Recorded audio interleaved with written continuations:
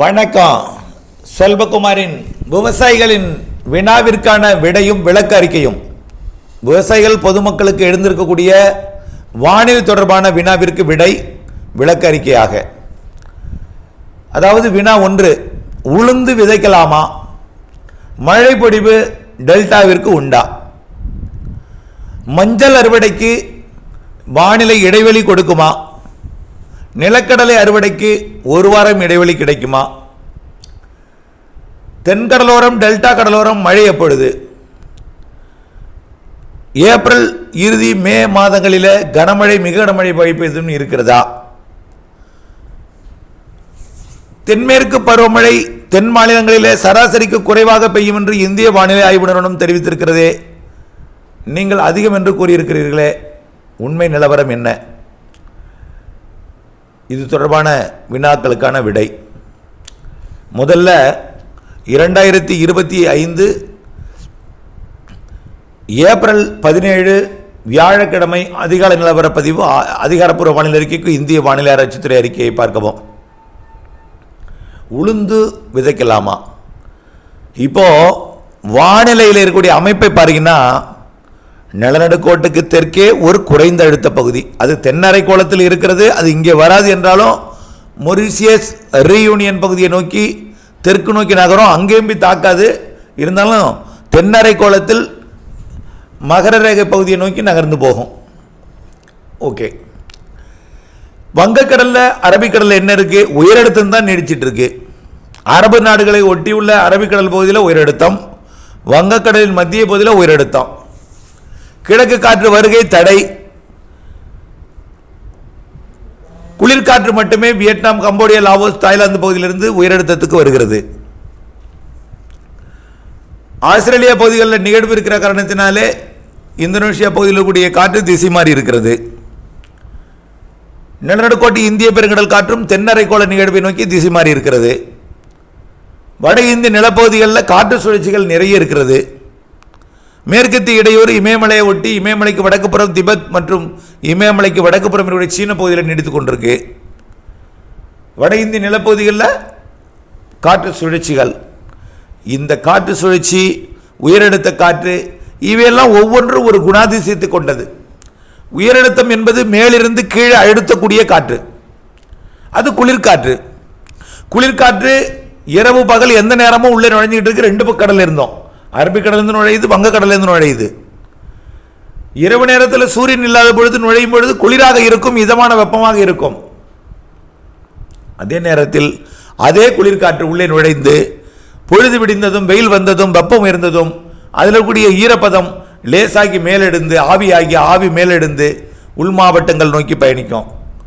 மேற்கு மாவட்டங்களில் வெப்பமடைந்து லேசாகி கிழக்கு நோக்கி வரும், கிழக்கு மாவட்டங்களில் வெப்பமடைந்து லேசாகி மேற்கு நோக்கி போகும். இவை இரண்டும் குளிர்காற்று என்பதன் காரணமாக மலைகளுக்கு போய் மரங்களால் குளிர்விக்கப்பட்டு மழை பொழிவை கொடுக்கும். இப்போ அப்படித்தான் நடந்துட்டு இருக்கு. சில நேரங்களிலே மேற்கிலிருந்து புறப்படுவது வரும் வழித்தடத்தில் மரங்கள் அடர்ந்த மலைப்பகுதிகள் இல்லாவிட்டால் நேரடியாக கிழக்கு நோக்கி வரும் பொழுது கிழக்கு காற்றை வங்க கடலோரம் சந்திக்கும். அப்போ வங்க கடலோரம் மழை பொழிவை தொடக்கும். அது நேற்றைக்கு அது வேலை தான். ஆந்திர பிரதேசத்திலிருந்து சென்னை, திருவள்ளூர், செங்கல்பட்டு வரைக்கும் மழை பொழிவை கொடுத்தது. பிறகு அந்த காற்று வரத்து நின்றது, தீர்ந்து போனது நீராவி, நின்று போனது மழைப்பொழிவு. இப்படித்தான். ஆக நிகழ்வு, உயரெடுத்த நிகழ்வு, தாழ்வெடுத்த நிகழ்வு, காற்று போக்கு வரத்து, வேகம், மாறுபாடு எல்லாமே இருக்கிறது. வேக மாறுபாடு, வேகத்திலையும் மாறு இருக்குது, திசையிலையும் மாறுபாடு இருக்கு.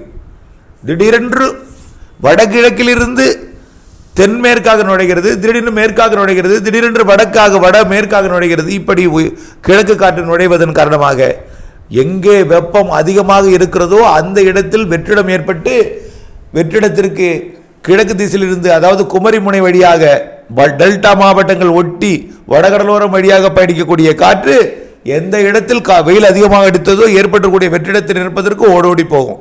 அங்கே போய் மழைப்பொழிவை ஏற்படுத்தும். எல்லா இயற்கை அமைப்பு மழை உருவாக்கணும்னா அது நீராவியை குளிர்வித்தால் மட்டும்தான் மழையாக மாறும். அது எதா இருந்தாலும் சரி.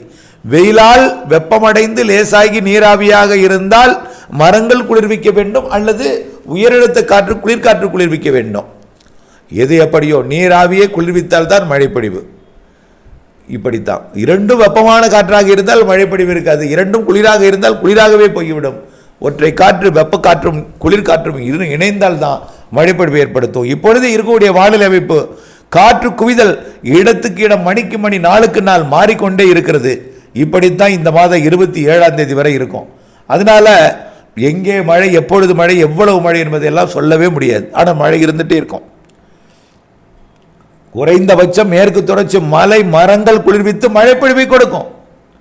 கன்னியாகுமரி முதல் நீலகிரி வரைக்கும் உள்ள மேற்கு தொடர்ச்சி மலையில் மழை இருந்துகிட்டே இருக்கும். திடீரென்று ராஜபாளையம், ஸ்ரீவில்லிபுத்தூர், சங்கரங்கோயில் உள்ளிட்ட பகுதிகளுக்கும், திடீரென்று பார்த்தீங்கன்னா தேனி மாவட்டத்துக்கும், திடீர் திருப்பூர் மாவட்ட தெற்கு பகுதி மானுப்பட்டி நேற்றைக்கு மழை, அதே போல வால்பாறை பகுதி, திடீரென்று மேட்டுப்பாளையம், திடீரென்று நீலகிரி, அதே போல கர்நாடக எல்லையோர ஈரோடு மாவட்டம், சத்தியமங்கலம், தாளவாடி, பண்ணாரி மற்றும் அந்தியூர், எண்ணமங்கலம், அப்படியே பார்த்தீங்கன்னா கர்நாடக எல்லையோரம் தென்கனிக்கோட்டை, அஞ்சட்டி, பெண்ணாகரம், ஒகேனக்கல் என்று இப்படியே மழைப்பொழிவை கொடுக்கும். திடீரென்று உள்ளே போய் மேற்கு தொடர்ச்சி மலை போலவே கிழக்கு தொடர்ச்சி மலையில் இருக்கக்கூடிய கல்வராயன் மலை, ஜவ்வாது மலை, ஏலகிரி மலை, கொல்லிமலை, பச்சைமலை, அப்படியே பார்த்தீங்கன்னா ஏற்காடு மலை, இந்த மலையிலெல்லாம் அதாவது தனியாக ஒரு இருக்கக்கூடிய புரிதலுக்காக ஏற்காடு மலையை தனியாக சொல்கிறேன். இப்படி மரங்கள் நிறைந்த மலைப்பகுதிகள் மழையை உண்டாக்கும். இப்படித்தான் எந்த இடத்திலும் வெப்ப நீராவி குவிந்தால் மழை உண்டு.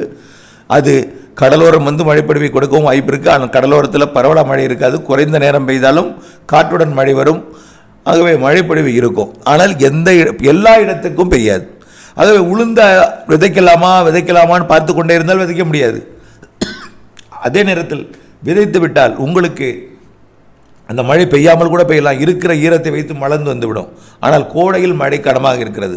அதை முதல்ல நான் சொல்லிடுறேன். கண்டிப்பாக வங்கக்கடலோரம் வரக்கூடிய மாத இறுதி நாட்களிலே சற்று வலுவான மழை இருக்குது. இந்த மாத இறுதி நாட்களிலே அதே போல் மே 1, 2, 3, 4, 5, மே 10, 11, 12, 13, 14, மே 21, 22, 23, 24 இந்த நாட்கள் நிகழ்வு நாட்கள். இந்த நாட்களில் மழை இருக்கிறது. ஆகவே கண்டிப்பாக அது கடலோரமும் மழைப்பொழிவை தரும். இந்த மாத இறுதி நாட்கள் மே முதல் வாரத்திலேயே கடலோரம் மழை இருக்கும், தென்கடலோரம் மழை இருக்கும். ஆனால் எந்த இடத்தில் பாதிக்கும், எந்த இடத்தில் பாதிப்பில்லாத அளவான மழை எந்த இடத்தை ஒதுக்கும், இவையெல்லாம் வரக்கூடிய நாட்களை தெரிவிக்கலாம். ஆனால் கோடை மழை ஒட்டுமொத்தமாக பார்க்கும்போது சராசரிக்கு கூடுதல். கோடை வெயில் சராசரியை ஒட்டி, சார் சராசரியை ஒட்டி கோடை வெயிலுங்கிறீங்க, சுட்டரிக்குது சார் வெயில். உடம்புல படும்பொழுது உங்களுக்கு சுட்டரிக்கும். ஆனால் நீங்கள் கணக்கு எடுத்து பாருங்கள். நேற்றைக்கு 38 டிகிரி, 38.5, 39 இருக்கட்டும். 38 எவ்வளவு? 100 டிகிரி. எங்கே? ஒரு இடங்களில் தான். அதுக்காக நாகப்பட்டினத்தில் 100 டிகிரியா? இல்லை. ஆனால் நாகப்பட்டினத்தில் வெயில் வாட்டுது. காரணம் என்ன? மரங்கள் இல்லை. வெயில் அதிகமாக உணர்கிறோம். ஆக்சிஜன் பற்றாக்குறை, சுவாசிப்பதில் பிரச்சனை.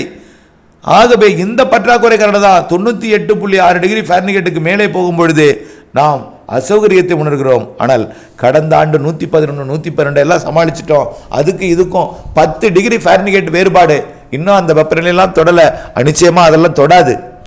ஓரிரு நாள் ஒரு சில இடங்களில் மழை வெப்பநிலை அதிகரிப்பது இயற்கை தான். கோடையில் வெயில் வாட்டாமலாக இருக்கும். கோடை என்றால் வெயில் வாட்டத்தான் செய்யும். கோடை என்றால் சூரியன் குத்துக்கதிர் இன்றைக்கு டெல்டாவில் விட இருக்கிறது. இன்றைக்கு மதியம் டெல்டா மாவட்டங்கள் நாகப்பட்டினம், திருவாரூர், மன்னார்குடி, நீடாமங்கலம் வழியாக திருச்சி மற்றும் கரூர், கோயம்புத்தூர் வழியாக இந்த சூரியன் குத்துக்கதிர் இன்றைக்கு விட இருக்கிறது. நாளை மயிலாடுதுறை, அரியலூர், பெரம்பலூர், திருச்சி வடக்கு என்று சூரியன் குத்துக்கதிர் பயணிக்க இருக்கிறது.